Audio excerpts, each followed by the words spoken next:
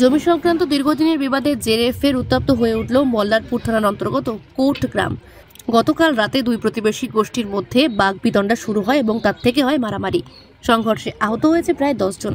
তবে আহতদের মধ্যে দুজনের অবস্থা আশঙ্কাজনক হওয়ায় তাদেরকে রামপুরহাট মেডিকেল কলেজ ও হাসপাতালে স্থানান্তরিত করা হয়। পুলিশ জানিয়েছে, সংঘর্ষের পর গ্রামে উত্তেজনা ছড়িয়ে পড়ে, এমনকি রাতের অন্ধকারে বোমাবাজির অভিযোগও উঠেছে। আজ সকালে মল্লারপুর থানার পুলিশ তল্লাশি অভিযান চালায় গ্রামে। অভিযানে রাস্তার পাশে মাঠের মধ্যে একটি প্লাস্টিকের বালতিতে রাখা থলের ভেতর থেকে আনুমানিক 10টি তাজা বোমা উদ্ধার হয়। সঙ্গে সঙ্গে খবর দেওয়া হয় বোমা স্কোয়াডকে। পুলিশ জানিয়েছে, কে বা কারা এই বিস্ফোরক গ্রামে এনেছে সে বিষয়ে তদন্ত শুরু হয়েছে। গোটা কোট গ্রাম জুড়ে চাপা উত্তেজনা বিরাজ করছে।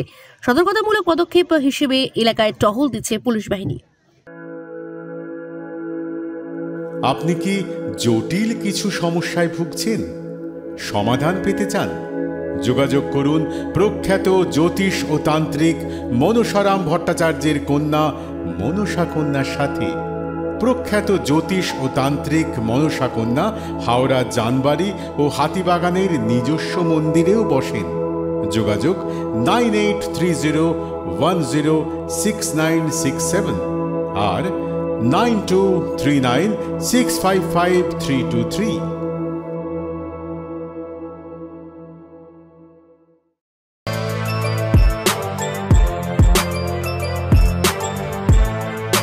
এখন অনেক বড় শ্রী লেদার্স হাওড়া ময়দান। কলার তুলে নয়, বুক চিতিয়ে চলা।